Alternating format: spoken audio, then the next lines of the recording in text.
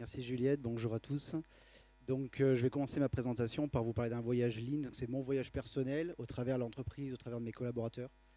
Alors pourquoi un voyage? C'est parce on est parti en fait à l'aventure dans un chemin qu'on connaissait pas, on savait pas où ça nous mènerait. Et en fait il y a plein d'étapes. Du coup l'objectif aujourd'hui c'est de vous parler de mon témoignage, de mes expériences à travers ce qu'on a vécu. Donc qui nous sommes? Nous sommes une PME. On est basé en sud de la France, à Cavaillon, entre Marseille et Avignon. On est une centaine de collaborateurs. Alors, c'est quoi notre job? On est des créateurs d'ambiance. C'est qu'en fait, on conçoit, on fabrique des cheminées d'exception qu'on va faire installer par notre réseau de revendeurs dans des habitations. Ce sont des cheminées modèles uniques, c'est des modèles sur mesure qui s'adaptent en fait aux habitations. Alors on a eu un chiffre d'affaires l'année dernière à 9 millions d'euros, cette année à 10. C'est voilà ce que ça représente chez TUS Industrie. Donc TUS Industrie, là ce qui va se passer, c'est que je vais vous emmener au cœur de nos ateliers. Je vais vraiment vous emmener sur notre Gemba. Là on est loin du tech, on est vraiment dans de l'industrie. Par contre c'est de l'artisanat avant tout. Donc en fait dans tout ce qu'on fait, il n'y a pas de robot, c'est la main de l'homme avant tout. Et ça c'est extrêmement important pour nous. Donc je vais vous parler de mon expérience et donc je vais citer Aldous Huxley, un écrivain britannique, qui disait que l'expérience c'est pas ce qui nous arrive, c'est ce que nous faisons de ce qui nous arrive. Et donc c'est vraiment le témoignage que je vais essayer de vous traduire aujourd'hui. Donc notre job ça commence par une esquisse. Donc nous on a une structure de vente en fait au niveau du groupe, c'est pas notre job. Nous on est vraiment la structure industrielle. Et on part d'une esquisse, l'esquisse d'un designer, l'esquisse de Dominique Imbert. Et nous, on va faire toute la phase de conception qui va derrière. Et jusqu'à l'expédition du produit. Et derrière, on a un réseau qui nous permet en fait, de le poser chez le client. Donc voilà, en fait, on fabrique des modèles aux multiples trophées. Donc voilà, ça c'est la partie entreprise. Maintenant, on va revenir sur le cœur du sujet d'aujourd'hui. Donc ça commence toujours par un problème. Donc moi j'ai pris la direction en 2018 et en fait en rencontrant le fondateur, il me reçoit, il me dit bah voilà, je te donne la direction, ta carte blanche. Par contre il y a deux points qui sont essentiels, il y a deux piliers dans cette entreprise. Il faut moderniser l'outil industriel, on fabrique comme dans les années 80, c'est plus possible. Tu modernises l'outil, derrière tu remets l'homme au cœur de l'entreprise. Et ça c'était vraiment un point crucial pour notre fondateur de travailler avec l'homme. Comme dirait un sensei japonais, voilà, une usine où il n'y a que des robots, c'est une usine qui ne s'améliore pas. Et ben nous, on n'a que des hommes dans l'entreprise, donc on a de quoi s'améliorer. Problématique, 2018, on finit l'année, donc moi je viens de la R&D, donc je sais ce qu'il y a dans les tuyaux, on a des modèles qui sont de plus en plus complexes, la réglementation nous impose plus de contraintes. Et je sais qu'en production, les modèles vont être 6 fois plus longs en fabrication, 4 fois plus longs en montage. Et on finit 2018, mais on est saturé, on ne peut plus fabriquer. Donc on est obligé de changer d'état d'esprit, de changer notre façon de faire. Donc sur ma problématique, ça se traduit en fait en deux points. Je sais qu'on n'arrivera pas à produire, donc il faut satisfaire chaque client, mais c'est également en développant chaque collaborateur pour remettre l'homme au cœur de l'entreprise. Et donc c'est mon point de départ. À travers ça, je vais vous parler de ma courbe d'apprentissage. Ma courbe d'apprentissage dans l'entreprise, alors on pourrait dire une courbe d'apprentissage, c'est pas comme ça. En fait, c'est plutôt flat. En fait, ça démarre très fort et c'est flat. Donc, je pense que Michael Ballet veut dire c'est pas du tout comme ça qu'on la dessine. Par contre, c'est mon témoignage, c'est mon apprentissage. Et moi aujourd'hui, en fait, c'est un zoom sur ce qui s'est passé sur les dernières années. Et donc, c'est une croissance qui est exponentielle dans un premier temps. Donc après, ça reviendra, ça sera flat après. Mais j'aurai d'autres cours d'apprentissage. Par contre, qu'est-ce qui s'est passé? Les premières années, on regarde ce qui se passe, on essaye de comprendre, on cherche des choses, et du coup, on fait beaucoup de pas de côté, des pas en arrière, on revient. Et ensuite, on commence en fait à rentrer dans le sujet, et quand il commence à se passer des déclics dans la tête, là après, c'est exponentiel. Donc moi, je vais vous parler de point de pivot. points de pivot, c'est mes changements d'état d'esprit. Donc au début, ça a commencé par le référentiel. Donc comme je vous ai dit, je pars de mon problème, je lis énormément de livres, je regarde beaucoup de vidéos, j'essaye de comprendre comment fonctionnent les entreprises. Et en fait, je retrouve dans le système de Toyota des similitudes qu'on a dans notre entreprise. Donc je vois en fait un terreau plutôt fertile pour faire du lean. Donc on commence nos premiers pas et là on met beaucoup de management visuel. Donc dès le départ on part pas dans un système en disant on va faire de l'outil, on va gagner de la productivité, c'est pas du tout ça. On part dès le départ dans une orientation où on veut construire avec le Lean. Un point qui est un de mes points pivots, c'est j'ai 2 livres vraiment qui sont un tournant pour moi, c'est la stratégie Lean et devenir un leader Lean. Alors la stratégie Lean, c'est le premier livre qu'on m'a conseillé. On m'a dit tu veux faire du Lean, lis la stratégie Lean. Bon, c'est un peu costaud au départ. Hein. Mais j'ai commencé par celui-ci, là, en fait ça m'a parlé parce que je voulais pas en faire un système d'outils à développer, je voulais en faire une culture d'entreprise. Donc ça m'a beaucoup parlé. Derrière, donc j'ai lu Devenir un leader lean avec un sensei, et là, c'est le rapprochement en fait avec un athlète, où ils disent un athlète de haut niveau ne gagne qu'avec un coach. Pendant des années, j'ai voulu absolument former, développer mes équipes en me disant, de toute façon, je ne vais pas dépenser 1 euro pour moi, ça ne sert à rien, il faut que je développe mes équipes. Et là, j'ai vraiment pris conscience, mais si je veux gagner, si je veux réussir le match, il faut que je sois le meilleur. Quoi. Il faut que je sois meilleur, il faut que j'avance, il faut que je me fasse conseiller, il faut que je vois les problèmes, il faut que je vois comment ça doit fonctionner. Et donc ça, c'est un vrai tournant pour l'entreprise. Et surtout pour moi. Donc là, je vais vous parler de 3 points pivots vraiment qui font vraiment le switch. Et le premier, c'est le Gemba. Alors, je commence à attaquer le lean, et puis donc on me parle de Gemba, ok, pas de souci. Gemba, c'est quoi? Être sur le terrain. Je vais sur le terrain, je regarde ce qui se passe, et puis je me dis très bien, je vais pouvoir développer plein de choses. Il y a plein de choses à changer, donc qu'est-ce qu'on fait? J'ai réuni tous mes top managers en salle, et je bosse beaucoup. On fait une task force, et là on y va, et c'est parti. Là maintenant, on développe, on déploie, on doit faire du lean, et c'est parti. Derrière, qu'est-ce qui se passe? Eh ben, on réfléchit ensemble et on met en place des roadmaps. Des roadmaps avec déploiement de chantier. Donc là, entre 2019 et 2020, alors tout ce qui est en vert, c'est toutes les formations qu'on développe. En bleu, tous les chantiers qu'on lance. Et là, ce qui est vraiment marquant, donc ce qui fait vraiment point de pivot, c'est qu'avant, je pensais vraiment que en fait, c'était la force, le courage des managers qui pourrait faire changer la boîte. Et là, je me suis pris une grosse claque. Et en allant sur le terrain, je me rends compte de tout le mal qu'on fait aux collaborateurs quand on essaye de développer tous ces projets. Alors, ça ne se fait pas comme ça, ça se fait progressivement. Je fais des rencontres, je fais des Gemba avec des patrons lean.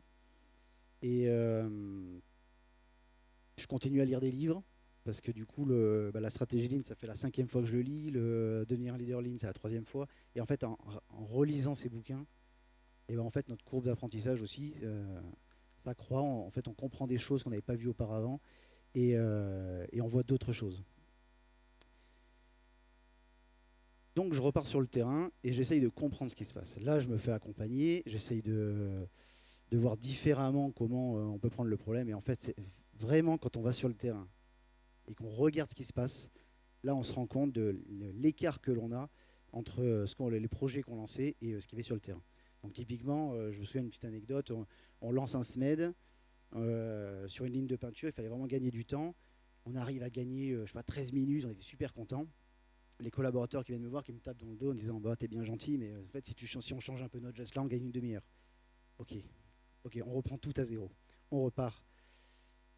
Et ça, c'est un vrai point pivot où là aujourd'hui, il y a ce moment de se dire ok, on se jette dans le vide. J'ai abandonné toutes les roadmaps, j'en ai plus aucune, j'ai tout mis à la poubelle. Et je me suis dit, ok, je vais aller sur le terrain, je vais essayer de comprendre ce qui se passe. Dans les différents Gemba que j'ai pu faire, donc très soucieux de mes collaborateurs, on fait la qualité de vie au travail, on fait la qualité relationnelle au travail, on essaye vraiment d'être pertinent sur ce qu'on fait. Et là, j'ai un patron ligne qui vient me voir en me disant, mais est-ce que tu respectes vraiment le collaborateur? Est-ce que tu es sûr qu'il est dans les bonnes conditions de travail? Et là, quand on retourne avec ce nouveau prisme, quand on retourne dans l'atelier, je peux vous garantir qu'on voit encore d'autres choses. Et là, je me rends compte que je ne suis pas sur les bons sujets, je ne suis pas sérieux, il faut que je fasse autrement. Donc, je repars avec cet entrain en disant, ok, là, il faut développer les collaborateurs, il faut voir et s'intéresser aux bons problèmes. Donc, une fois qu'on va sur le Gemba, donc en fait, on nous le dit, on nous le répète, on va sur le Gemba, on va voir ce qui se passe. Ok, j'y vais, j'arrêtais pas de dire oui, j'y vais, il n'y a pas de souci. Seulement, quand on y va, qu'on leur dit bonjour, qu'on dit comment ça se passe, ok, on n'a pas d'informations qui remontent. On n'arrive pas à avoir l'échange, à avoir la discussion nécessaire pour avancer. Donc, autre point, on attaque la résolution de problèmes pour avoir des points de discussion. Qu'est-ce qui se passe? Donc là, on a mis en place beaucoup de management visuel. Et là, je me dis, c'est très bien, je vais voir mes collaborateurs, je vais leur dire, remontez-moi les problèmes, on va s'en occuper, on va voir ce qui se passe. J'ai des super managers, ils vont être à votre service et on va avancer sur l'ensemble de vos problèmes. Qu'est-ce qui se passe? Tsunami de problèmes qui remontent. Les managers qui ne savent pas en fait tout prendre et puis qui ne savent pas répondre. Les problèmes qui remontent, c'est pas au niveau des collaborateurs, c'est souvent des gros problèmes, des gros qui ont la chaussure. Et ça, on ne sait pas le traiter. Donc du coup, en fait, on perd en crédibilité, on perd la confiance, et du coup, il y a tout qui s'écroule. D'ailleurs, moi, je leur dis, ok, mais le job, c'est comme le work plus Kaizen. Donc je secoue les managers. Putain, faites de la résolution de problèmes avec les équipes. Et eux, ils me disent, mais nous, on est toujours, avec tous les projets qu'on a, on bosse. Les Kaizen, on peut en faire que le week-end. Donc là aussi, j'ai pas pu accepter. Hein. Donc, qu'est-ce qu'on fait derrière? Eh ben, on a en fait une multitude de projets, de fiches problèmes qui remontent. Et en fait, on ne sait même pas lequel choisir parce qu'il y a tellement de sujets. Alors, l'avantage de notre entreprise, c'est qu'on a vraiment un terreau où les collaborateurs ont vraiment envie de remonter les problèmes, de discuter avec nous. Il y a vraiment un très très bon terreau sur cette partie-là. Maintenant, quand on a ce tsunami de problèmes qui monte, lequel on prend? Comment on réagit? Et ça, du coup, on l'a travaillé. Et comment on opère aujourd'hui? On fait complètement différemment. On essaye de s'intéresser vraiment déjà à la satisfaction client, à voir par où ça commence. Et là, on se rend compte que pendant des années, on s'est intéressé donc à notre fabrication. Donc on fabrique, on conçoit les produits, on les emballe. Et donc, comme toute production, une fois que c'est emballé, c'est terminé, c'est fini, c'est sur des étagères, c'est plus notre job. Et il y a toute cette partie entre le produit est emballé, le produit est mis sur l'étagère et ça ne part pas. En fait, il n'y a rien qui se passe en fait. Et là, on voit toute la misère. En fait, je veux voir le collaborateur en disant ça se passe bien tes journées. Ah non, ça va pas du tout. Je suis vraiment tordu. Je sais pas ce que je dois emballer pour demain, les camions vont passer. Je sais pas comment je vais gérer ma journée. Là, je me dis pour quelqu'un qui veut être en relation avec ses collaborateurs et respecter le collaborateur, je ne suis pas du tout. Donc, on commence par désengorger notre système en commençant par le départ camion. Donc la zone de départ camion, ça nous permet de discuter avec le collaborateur et après en fonction, il y a plein de choses qui interviennent. On voit les colis qui s'accumulent, le collaborateur qui ne va pas forcément aller chercher le problème qui m'intéresse moi parce que je vois tout le stock qui sont sur les étagères, ça nous coûte, il faut qu'on les dégage, mais en fait lui son problème à l'instant T, c'est qu'il ne sait pas préparer un camion. En fait il a les infos trop tard, ça le met en stress. Donc ok, je peux lui parler de tout ce qu'il veut en termes de logistique, si je ne règle pas son problème à l'instant T, le gars ne sera pas ouvert en fait à la discussion. Donc je m'intéresse à ces problèmes, on discute ensemble, et là il y a vraiment il y a de la magie qui s'opère. Parce que quand on va sur le terrain et que je me pose devant ce tableau, ok, quel que soit ce qu'il y a à l'intérieur, j'ai des sujets de discussion avec les personnes. Et là j'ai des sujets sur lesquels on peut travailler avec ces personnes. Et là il se passe quelque chose. Derrière, on remonte, on voit des choses, on voit des problèmes. Et ça vient aussi se télescoper avec donc une année qui démarre où, je vous avais dit, les modèles étaient plus complexes. Et on a énormément de variabilité dans nos commandes. Donc du coup, du jour au lendemain, il y a X colis, il y a X commandes à préparer. Et ça met un stress qui est tellement fort dans les équipes que je ne peux pas discuter avec eux. J'ai beau aller sur leur Gemba, ils sont toujours en état de stress, j'arrive pas à discuter avec eux. Donc, on a pris le deuxième point, on met une boîte de lissage pour stabiliser le flux. Donc on se met d'accord avec la partie ordonnancement, avec les équipes, sur une boîte de lissage pour stabiliser le flux et du coup ça baisse le niveau de pression. Donc les chefs d'atelier reviennent en disant putain c'est super, là je sais ce qui doit sortir, c'est beaucoup plus clair pour moi, j'ai besoin de courir de partout et là on discute. Et là on voit encore d'autres choses derrière, d'autres problèmes qui apparaissent. Quand les problèmes apparaissent, et bah, du coup on se les met en format de résolution de problèmes avec les équipes. On va avec les équipes, on ouvre, donc on a des tableaux et on commence en fait comme au tennis, hein, si on veut s'entraîner, on tape des balles. Et on bosse avec eux pour comprendre en fait leurs problématiques. Par contre, on le bosse avec les équipes, on essaye de les faire travailler, de voir leurs problèmes avec eux. Et là, donc là, il y a une animation aussi avec les managers pour les être en support. Donc on cherche à développer les collaborateurs par la résolution de problèmes sur des sujets qui les concernent. Alors, c'est quoi le changement? C'est qu'avant, on allait les voir en disant bah, dis-moi ce qui se passe pas bien. Donc ils remontaient tous les problèmes qu'on pouvait voir en fait, dans l'entreprise qui ne les concernaient pas. Là maintenant, comme on a en fait des systèmes qui ciblent, c'est quoi qui les irrite la journée? C'est quoi le petit truc qui ne fonctionne pas bien? Et dans les discussions, on commence à avoir des problèmes qui sont à leur niveau. Et on peut commencer à résoudre ces problèmes avec eux. Parce que sinon, quand ils nous remontent enfin, des problèmes qui sont trop gros, l'éléphant est trop énorme, on est obligé de le découper. On ne peut pas le manger en entier. Donc voilà, deuxième point, c'est la résolution de problèmes. Et là, bah, qu'est-ce qui se passe dans l'entreprise? Il se passe que on travaille sur plein de sujets. Mais plein de sujets, ok, à un moment donné, il faut orienter les problèmes. Parce que sinon, on fait de la résolution de problèmes, mais est-ce qu'on apprend quelque chose? Qu'est-ce qu'on apprend des problèmes que l'on fait remonter? Et donc là, c'est un autre point pivot. Ok, qu'est-ce qu'on met en place? Quelle est la structure d'apprentissage qui nous permet de capitaliser sur tout ce qu'on fait en entreprise? Donc on va chercher un outil, tableau 5 colonnes, donc avec les problèmes, causes, contre-mesures, les suivis. Et on a mis en place tableau 5 colonnes dans toute l'entreprise quasiment. Et là, très rapidement, il se passe quelque chose. Il y a des petites cases et un bon bureaucrate, chacun remplit sa petite case. Et ça, c'est insupportable, en fait, à vivre au quotidien.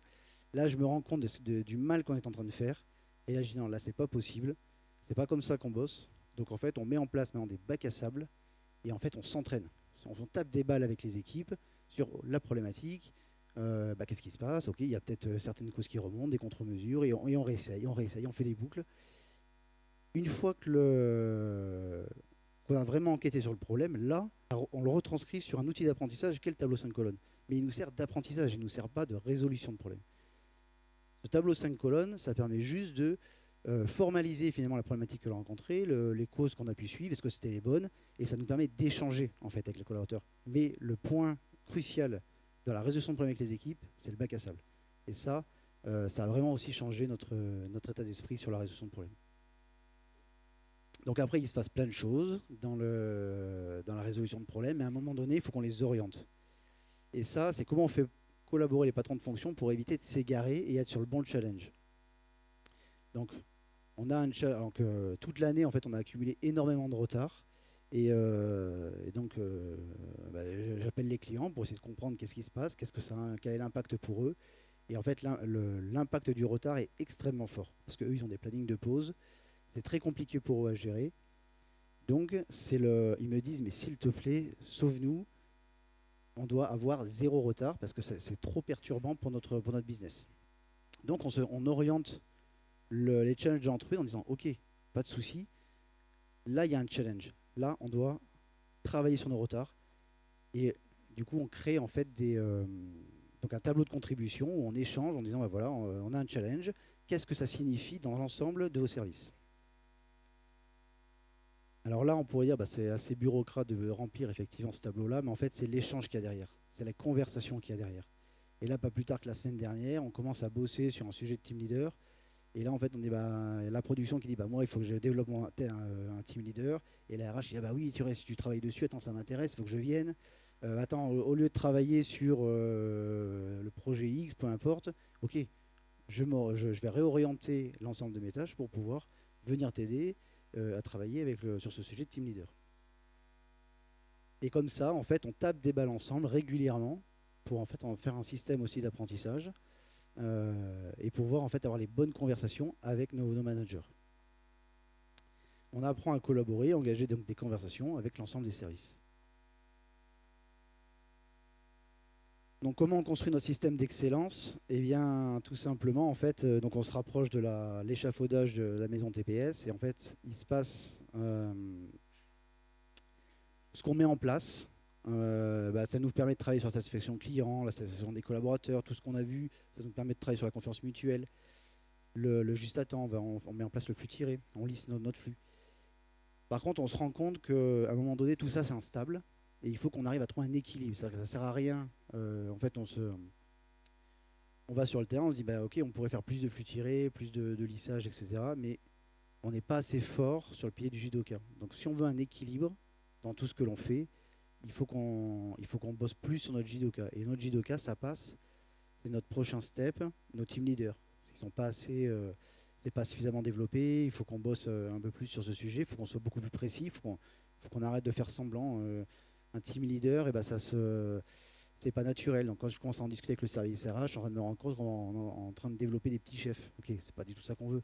Qu'est-ce qu'un team leader chez TUS Industrie? Ok, et ben on va taper des balles, on va être beaucoup plus précis, beaucoup plus sérieux sur ce sujet. On va coordonner les réflexions, on va discuter avec les personnes sur le terrain, on va voir qu'est-ce que ça implique pour pouvoir développer ces team leaders. Donc là, c'est vraiment le cœur du sujet en ce moment. On oriente les résolutions de problèmes, on oriente les sujets vers le team leader. L'autre prochain step, c'est la partie engineering. Donc on a suivi avec l'entreprise TEUS l'académie engineering tout le long de l'année 2023. Et dans la résolution de problèmes, dans ce qu'on voit qui apparaît du terrain, on est en train de se rendre compte de tout le mal que l'on fait quand un produit est mal conçu et qu'on l'envoie en production. Là, on a vraiment un apprentissage extrêmement important, enfin, ce qui est très très fort avec les équipes, pour comprendre quel est l'impact, comment ça se traduit en fait en termes sur la production avec nos équipes d'engineering. Donc là, on est en train de faire notre ANSI, notre réflexion sur notre auto-réflexion sur tout ce que ça a engagé sur cette année et pour pouvoir en fait corriger aussi le tir au niveau des équipes. Donc le voyage chez nous, le voyage lean continue parce qu'en fait on se rend compte qu'avec tout ce qu'on a mis en place, les échanges qu'on a avec les équipes, il y avait une gamme de modèles qu'on a lancé en début d'année. On était en capacité max, on ne pouvait pas en sortir plus de 10 à la semaine. Avec tout ce qu'on a mis en place, on est monté à 18 en 4 mois. Ce qu'on n'aurait jamais pu faire dans un schéma classique. Ça permet aussi d'éviter que les managers parlent de réorganisation. C'est-à-dire qu'on est sur les bons problèmes et ça nous évite de se réorganiser en permanence l'entreprise. On est orienté sur des sujets terrain, on bosse avec les équipes, on bosse sur les problèmes qui émergent du terrain. Et ça, c'est très important pour nous. Je conclue la présentation. Merci.